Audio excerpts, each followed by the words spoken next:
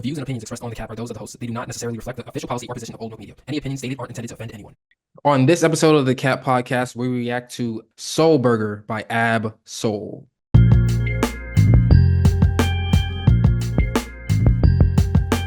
Welcome back. This is episode 523 of your critical but accurate tour through hip hop, the Cap Podcast. We are your tour guides. I'm Nate Sperlin. That is Taylor McLeod. Thank you for tuning in on YouTube, Apple Podcasts, Spotify, wherever else you might be tuning in. Feel free to join the conversation by leaving a comment, liking this video, and subscribing to the channel. That being said, Taylor, how are you doing today? Man, well, I think maybe I could speak for both of us. I don't want to speak for you if you don't want me to, but maybe I can. It's a Saturday, Mm-hmm. sun's out. Mm-hmm. We both have our alma mater on Yes. TV. Yes, we do. So it's, you know, obviously things could always be better, but right now, like I feel pretty content with what's going on. Okay. I can agree with that. The one thing I will add to that is daylight savings time, not a fan. Kicked my ass all week. Yeah. I was just like 3 p.m. I'm randomly yawning and I'm like tired and want to go to sleep. Yeah. Not a fan. I I've been in this awful cycle where I it's dark. And so if the Celtics aren't playing, I'm falling asleep at like 7:30, Mhm. right? Because it's just like I'm like, yeah, time for bed. But then I wake up at like 1:30. So I slept for 6 hours. So I don't really feel like, all right, I need to go back to sleep. But then it's like I Mhm. have to be up at 5 for work. So it's a whole thing right now. But as someone who does get up at 5 every day, having it be light in the morning again, it Okay. is nice. I don't know if it's worth the trade-off, but it is nice. Okay. I can see that. As someone who probably gets up at like 6 or 7, or not even like 7 or 8, it really doesn't make a difference to me. It's just like 1 hour less of daylight. Especially like because either way, like if we're waking up in the morning to go to work and stuff like that, like yeah, like sure it's daylight in the morning, but you can't enjoy it versus like you could get off of work at like 6 and then it's still daylight outside and then you could still kind of enjoy that. So it's not like the same value to me, if that makes sense. Yeah, no, I got you. Yeah. All right. So on this episode of the Cat Podcast, we are reacting to Soul Burger by Ab Soul. The album is 15 tracks, 54 minutes long, featuring Jason Martin, Thirsty P, Vince Staples, Cam Carson, Doechii, Notorious, NIQ, Fresh, Ty Dolla Sign, JID, Lupe Fiasco, Punch, Blast, and Asia Holiday. Once again, you can join the conversation by leaving a comment in the comments below. That being said, Taylor, what is your first thoughts on Soul Burger? I mean, man, you and I talked about Herbert. What was that? The end of last year? Yeah, 2 years ago. 2 years ago. And we were like, yeah, it's great to hear from Absol because like we've been kind of saying all year, like the adults have been in the room for the Hmm. entirety of this year, and this is like another example of that. This is an experienced artist who's been around a long time at this point, making music in a meaningful way. Um, Absol doesn't strike me as the type of artist to really be chasing artificial commercial success, right? Or Hmm. unorganic commercial success. If like something on here goes crazy on TikTok or whatever and blows up, he's obviously, I don't think anyone's going to be upset about that. But this is just an album that is very well put together.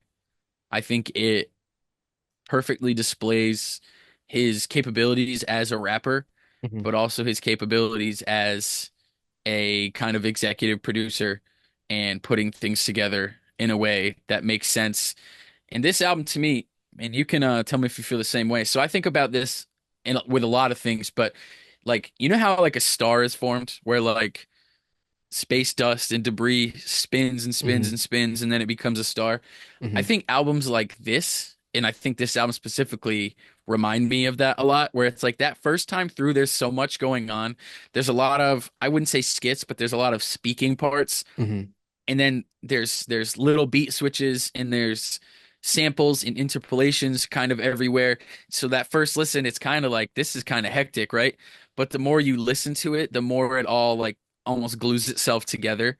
And Hmm. then, by your third listen, you're like, okay, and you know what to expect now. And you're like, wow, this fits together perfectly. So like Yeah. that's how I feel. I don't know if I call any album a perfect album, but in terms of what I was expecting from an Absol album in 2024, this is pretty close to it. Yeah. I think that this album is a great follow-up to Herbert. I think that there's a lot of similar subject matter, but the way that it's approached is differently. I feel like Herbert was more probably the most, it's up there for sure. I think it's arguable that Herbert is probably the most vulnerable Absol album that we've had. And I feel this one again, like Herbert is vulnerable because we're on Herbert Absol's talking about him specifically in terms of like the stuff that he went through and the stuff that he had to do for him to get better. And this one is more about like the context around why he had to go through those things and get better. So in that way, like I think it's a perfect sequel. As far as my expectations go in terms of going into it, I expected Absol to continue being Absol by unpacking concepts from perspectives that people wouldn't necessarily try to see or consider. I also expected him to continue the vulnerability that he had on Herbert, which I think he did. It was toned down a little bit, but I think there are reasons why it was toned down. Um, I also expected him to pick some beats that few rappers would even dare to try to rap on in the first place. The song with JID, I think, is a good example of that. And I think, not trying to get too far ahead of myself because we do go through like certain songs that we like and stuff like that. But I think on that song, like you could tell like JID is kind of finding his way with the beat. And Absol is just like, oh, I've done this like 20 times. Let me just do it real quick. And he does it expertly, and in a way that we are normally expecting from an Absol type of project. So I think that's an example of that. And I also expect like the wittiness and the double entendres and the one of a kind flow that Absol has to shine through also. And I think all of my expectations were met, if not surpassed, with this album. And I also thought that the packaging of it, like the cover art, is very interesting to me because if you don't know the context around the album, I think it's easy for you to just like listen to the album and think, okay, this is a really good album. Um, there isn't really I don't think the darkness in terms of like some of the subject matter would be apparent to someone who doesn't know some of the Easter eggs or doesn't recognize some of the Easter eggs that are coming across on this album, some of the references that he has, like you said, some of the interpolations that's going on this album. But with that, if you do understand all of that, it really is a dark album that's like disguised as like a regular album, which I appreciate and shows the mastery that Absol has. Yeah, I think that's my favorite type of music, right? I think all the music that I love the most is that, right? It's like this very real, very genuine, authentic picture of life that is, told or shown through through hip hop, right? In a real way. And it doesn't have to be like Earl Sweatshirt, like I don't like shit, I don't go outside, where the entire thing you're like, oh, we're in it. You know what I Mhm. mean? Like there's no mistaking it. Like I think there's an incredible art to being able to tell real stories and deal with sensitive subject matter in a way that it doesn't take over everything, right? And Yeah. I think that's like where Absol's like willingness to take chances and take risks is so important because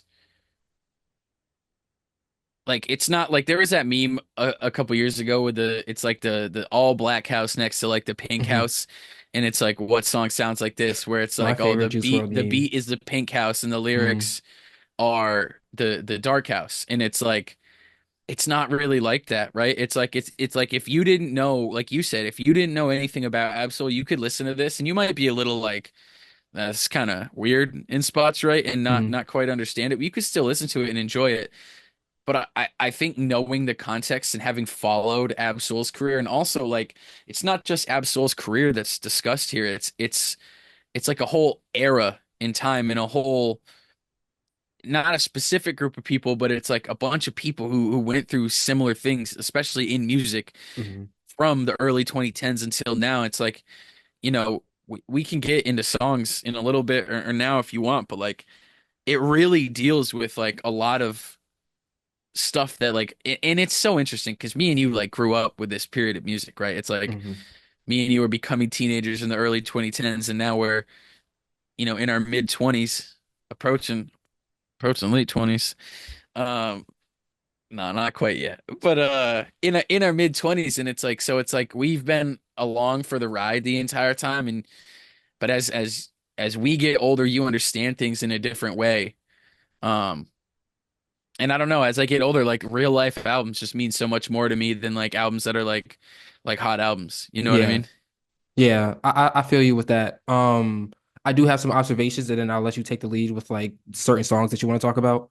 I feel like all Absol albums are like one huge conspiracy board, and like all the yarn and strings are like connecting everything and stuff like that. And it's just interesting to me for like the way that Absol just like looks at things and the way that he's able to see irony in relationships and like connect things that wouldn't necessarily ordinarily be connected by the average person. Like that's something that I think is his biggest quality, and then his ability to communicate those connections also adds to his artistry.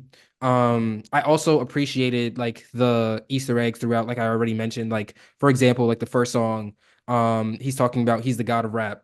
Like he calls himself the god of rap. And the last song on Herbert is called Gotta Rap. And on it, he's like, sometimes I feel like I'm the god of rap, but really I just gotta rap. And like having that Easter egg to connect the last song of the previous album to the first song of the new album, I think is really, really masterful.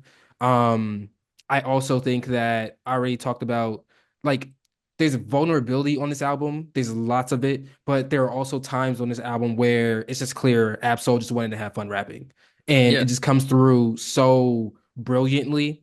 One of the songs I think about like that are is it Bucko Jr., where like we're getting that I don't think I've ever heard Absol rap as aggressively as he did on Bucko Jr. And I really love hearing that from him. Um the beat selection, like it also because we've seen like Absol like even go like further into the deep end in terms of like the type of beats that he picks. So I think that Yeah. here he does a good job. To your point about him being a good like executive producer of like putting everything together, I think he does a good job of picking beats that are still Absolish, but at the same time dialing it back so that the features can be able to still do what they need to do on the album. Um, I'm also curious to see like if some of these tracks were intended for like a party setting or for like a more happy vibe. Because like some of the beats also come across as like club beats to me.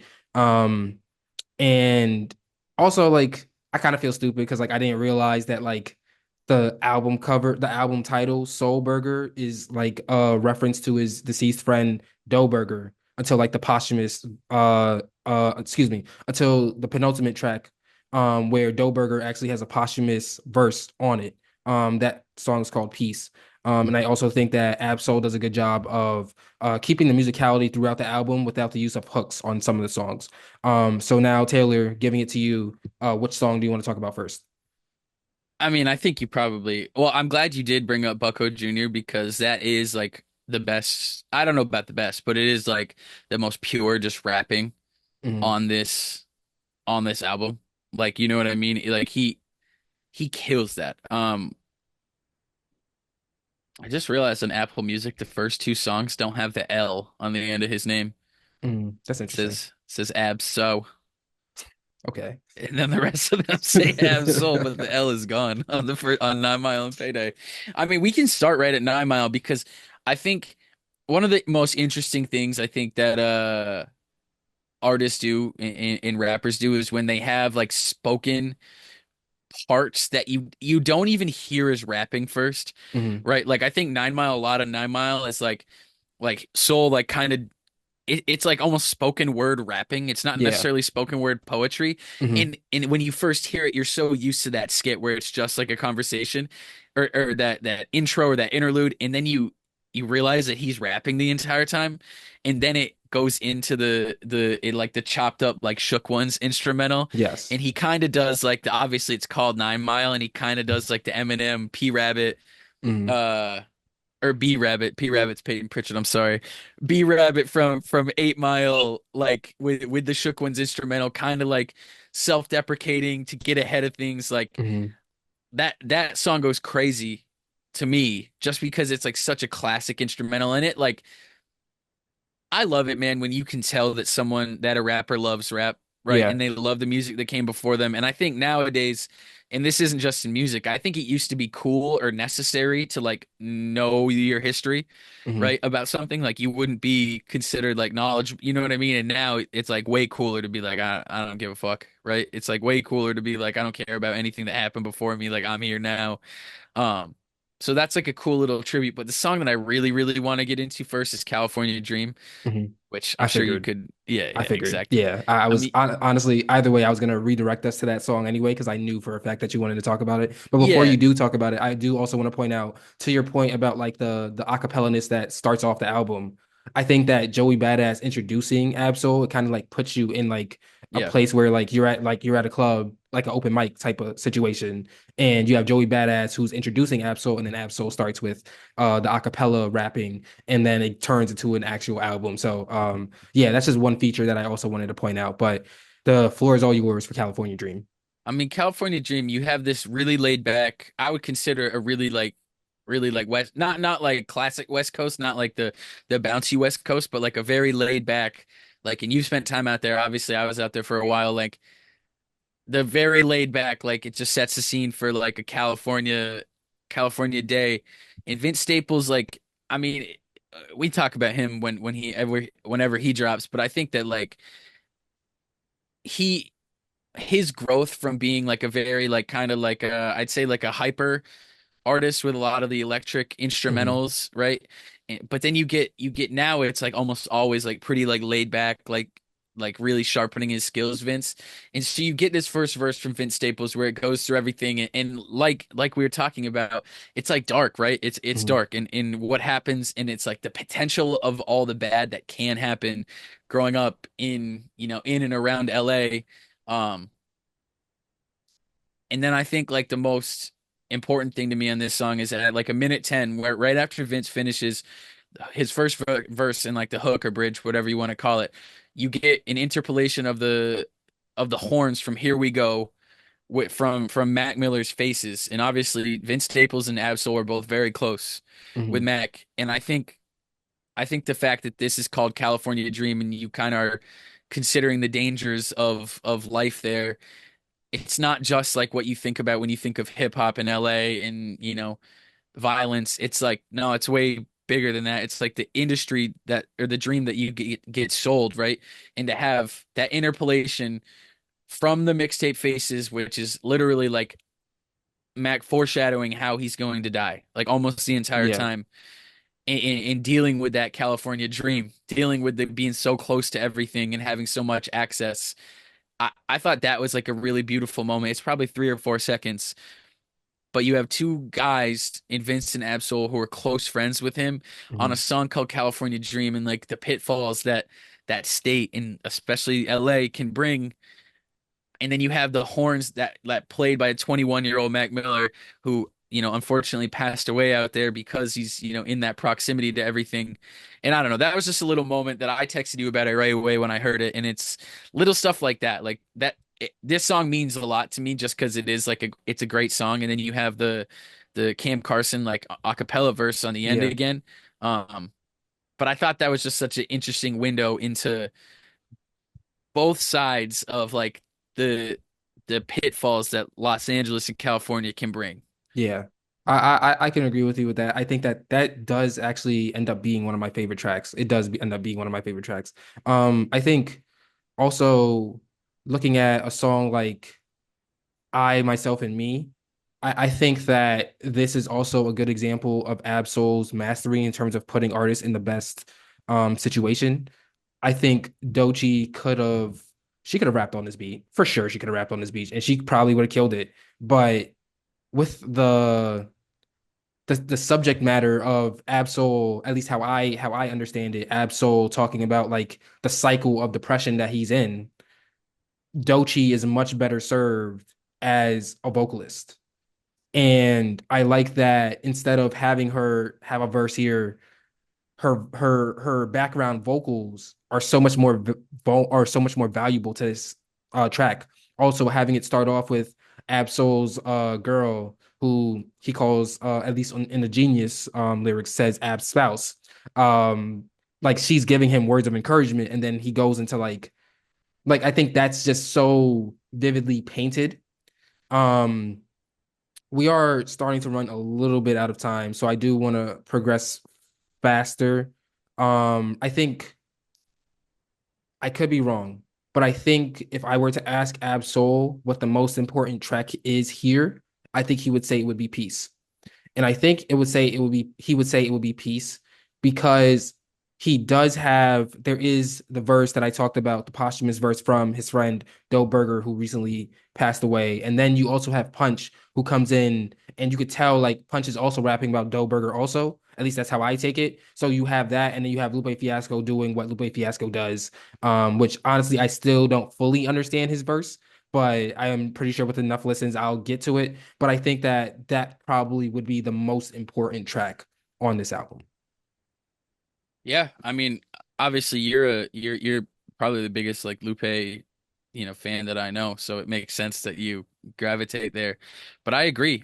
Because I think there's a lot of chaos on this album, and I think Mhm. that that song is like, but yeah, there's this chaos, and I'm painting this picture of chaos, but like really what I want is peace. And then you get into like Sky is Limitless. I think Blast really does his thing on that. Yes. I think Blast always does his thing on these types Yes. of songs, and it gives you that kind of like airy vibe like to it that like it's nice. Mhm. And it's the idea of like there being no limits, and then into Righteous Man. That last three track stretch is important, Yeah. right? Like it's like all I want is peace, right? And then you remove the limit, like you achieve that peace, or at least you hope to achieve that peace, and then you like you hope to move forward and deal with your principles, which Righteous Man is, that's what that is. Like I think there's a lot of tracks here in the middle that are like super are fun, like Don Julio 70.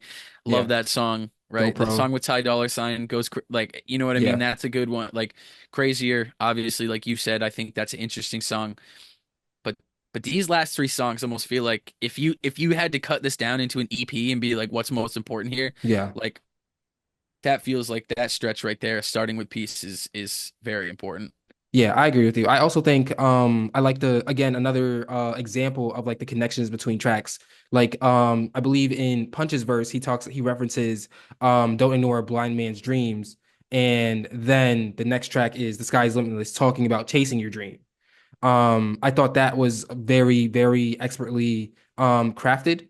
The sky is limitless. I think like Absol and even on the last track on the last album I forgot what song it was, but there's also like a motivational song that's like, okay, like yeah, things might suck right now, but things can get better. And on this album, it is The Sky's Limitless. Righteous Man, I like how Absol also reflects about like how his intellect, about his intellect and how that makes him interact with the world around him. Also, like giving people advice and stuff like that. But as I said, we are slowly running out of time. So playback value. Playback value. So objectively, I think if you're not an Ab Soul fan, if you're not looking for music that, makes you kind of work a little bit, Mhm. it's probably not gonna be the album for you. So objectively, I'll give it a week, right? Like Yeah. it's unfortunate, but it's just how it is. Mhm. Subjectively, and I got these right this week, fortunately. I'm gonna be keeping this in rotation for at least through the end of the year. So I'll give it like, 6 weeks for myself, 7 weeks for myself. I think a lot of stuff here is really important. And then, my final thoughts, it's like the adults are in the room. This has been the Yeah. year of the adults being in the room, making the decisions, making the music that we want to hear. And it's just the perfect, like, if it is the end, because obviously we've heard rumors of a Kendrick album at some Yeah. point this year. But if it is the end of, big releases for the year, this is like the perfect cap for just an incredible year for Mhm. LA rap. Like you have had Vince, you had Schoolboy Q drop. You had, Kendrick had the biggest song of the year. Absol with this album. Tyler just dropped last week. It's been Doechii drop, like with an Hmm. incredible debut album. Like it's been a very good year for LA, and I think it's very fitting for Absol. If this is the end, Hmm. kind of round everything up and say, all right, like here's how it is. It's like a good like, end to that. Top three tracks. Top three tracks. My number one is California Dream. Definitely my number one. Don Julio 70 would be number two because I Hmm. it's hilarious. Like when Fresh says he's gonna like get drunk and text some girls something he definitely shouldn't, and they're like, "You need to leave." Like, I thought that was pretty good. And then Righteous Man is number three for me. Okay. My final thoughts is named as a tribute to a deceased friend. Absol does a good job of honoring his departed friend by delivering a thoughtful album that does a masterful job of balancing lighthearted moments with serious, heavy moments. My top three tracks: number three, The Sky is Limitless; number two, Bucko Jr., and number one, California Dream. As for my playback value, subjectively, I give it 3 months. I think it might go longer than that, but objectively, probably a week. And that has been the Cat Podcast, episode 523. Let us know what you think about Soul Burger by Absol in the comments below. If you like this episode, feel free to like this video and subscribe to the channel. Follow Old Milk on YouTube, Instagram, and TikTok at Old Milk Media, and check out oldmilk.co for more information. I'm Nate Sperlin, and that's Taylor McLeod, and we will be back when hip hop tells us to be. We are out. Thank you for watching.